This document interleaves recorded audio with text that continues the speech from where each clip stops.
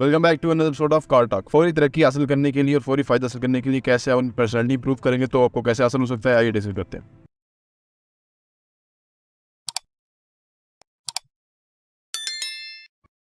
बिस्मिल्लाहिर्रहमानिर्रहीम, अस्सलाम वालेकुम रहमतुल्लाहि व बरकातुहू। मेरा नाम अहमद अकील है, आप देख रहे हैं प्रॉपर्टी टीवी।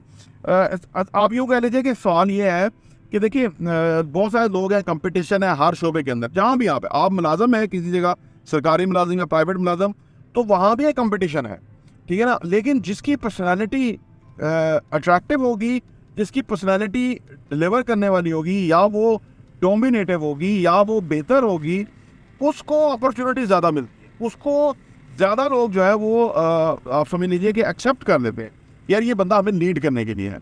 अब पर्सनैलिटी बहुत बड़ा लफ्ज़ है। यानी ये नहीं है कि आप दिखते कैसे हैं, इस ये काफ़ी नहीं है। आप बिहेव कैसे करते हैं, लोगों से हैंडशेक कैसे करते हैं, लोगों से मामलात कैसे करते हैं, कम्युनिकेशन कैसी है। और कम्युनिकेशन को फिर लोग समझ लेते हैं कि शायद बोलना ही कम्युनिकेशन है।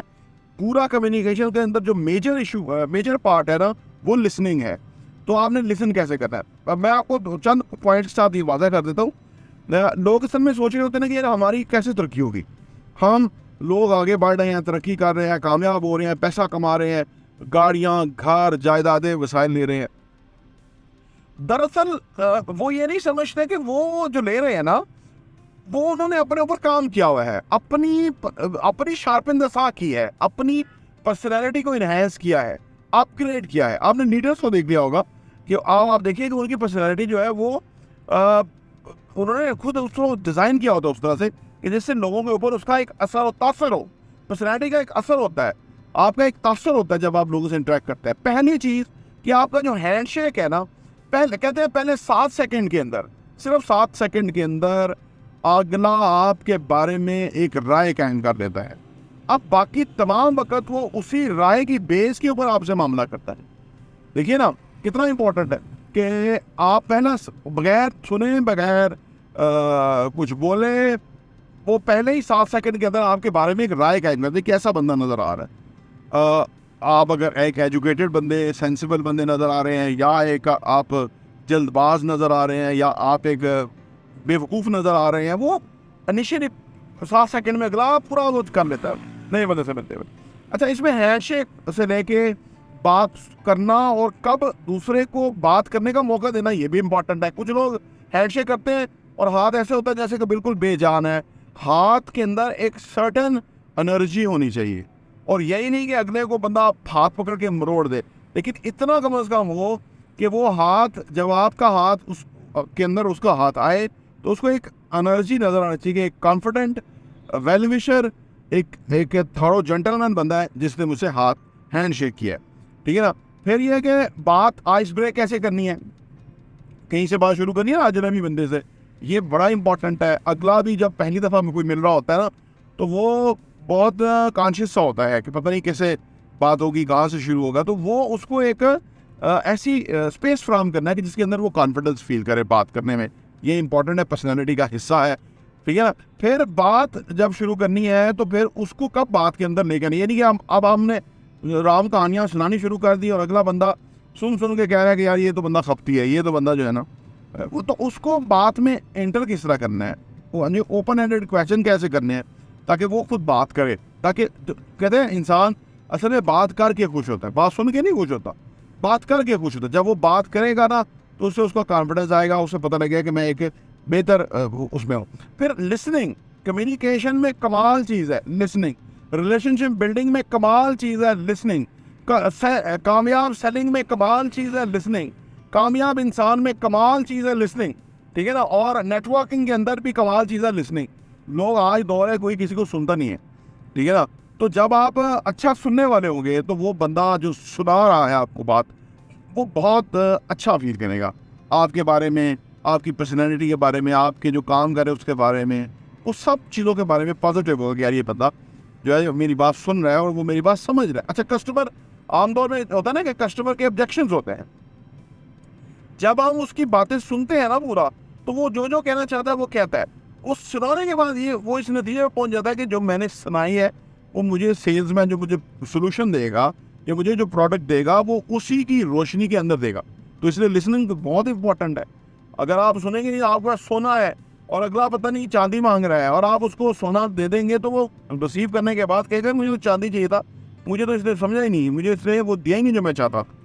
लिहाजा लिसनिंग इतनी इंपॉर्टेंट है। जब हम किसी से मिलते हैं, उससे बातचीत होती है, उठते बैठते हैं थोड़ा, तो एक जेन्युइन कंप्लीमेंट अगले के बारे में देना होता है कि भाई हकीकी, ये नहीं कि आप प्रेज कर रहे हैं, मक्खन लगा रहे हैं, ये बहुत लोग करते हैं बगैर उसके। आप उसकी अच्छी चीज़ की उस वक्त तारीफ करेंगे, उससे क्या होगा कि वो आपके ना देखो, तारीफ हर चुनारी को सुनना अच्छा लगता है, लेकिन बेजा तारीफ सुनना किसी को अच्छा नहीं लगता। वो पता लग जाता है कि ये बंदा ऐसे ही बस मुझे चढ़ा रहा है।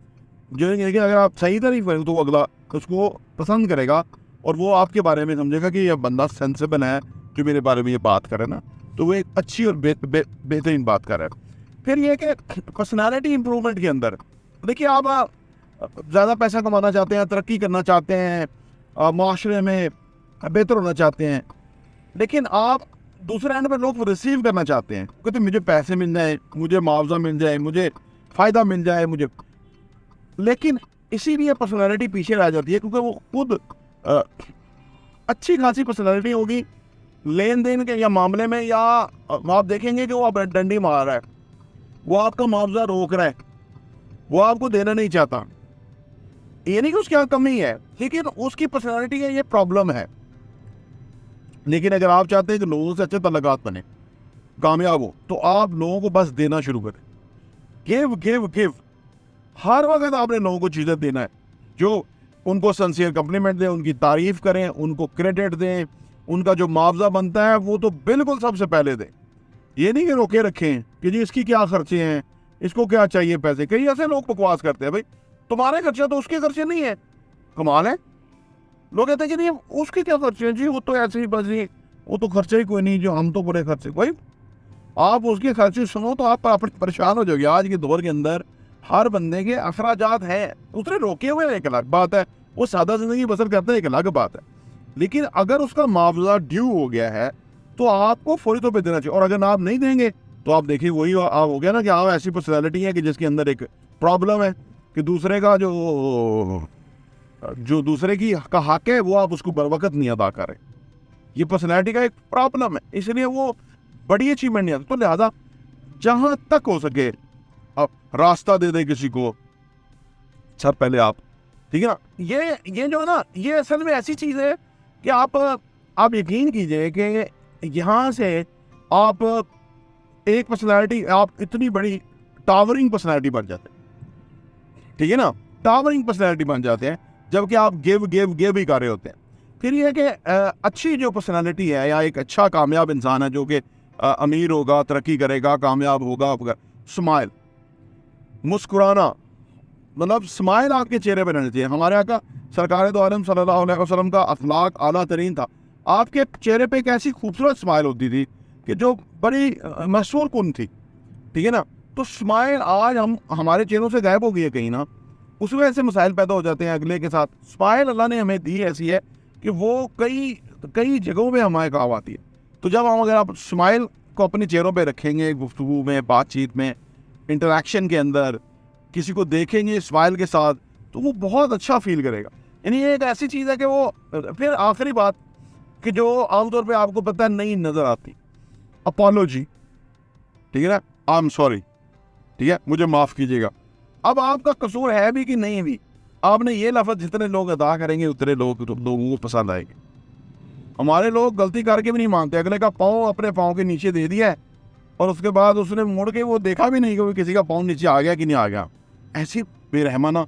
मैं कल गुजरा था गली में, एक बंदे ने गाड़ी खड़ी की थी, वो तो साथ में लोग वो घूम करके गुजर रहे थे, तो मैं सामने से आया तो मैंने देखा कि वो आधी से ज़्यादा सड़क तो गाड़ी खड़ी, तो उसने कवर किया, तो इधर तो गुजरने की जगह ही नहीं थी उस तरह।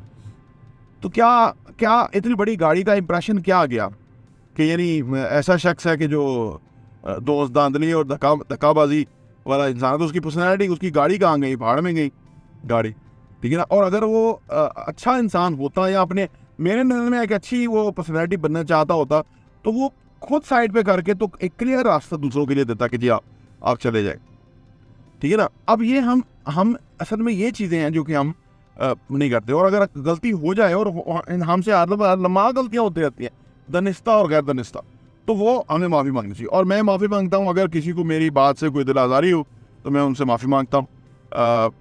बाज़ का जज्बात के अंदर कोई बात ऐसी निकल जाती है, वो उनको कंट्रोल करना चाहिए। मैं समझता हूँ मेरी गलती है, तो मैं उस पर आपसे माफ़ी मांगता हूँ इस बात के ऊपर। और तो उस पर्सनैलिटी के अंदर ये जो खामियाँ हैं, ये बाजार छोटी खामियाँ नज़र आती है, बाजार छोटी है, लेकिन ये ना पर्सनैलिटी को 4 साल लगा देती हैं। अगर ये हमारे अंदर खूबियाँ पैदा हो जाएगी, ये जो डिस्कस हुई है।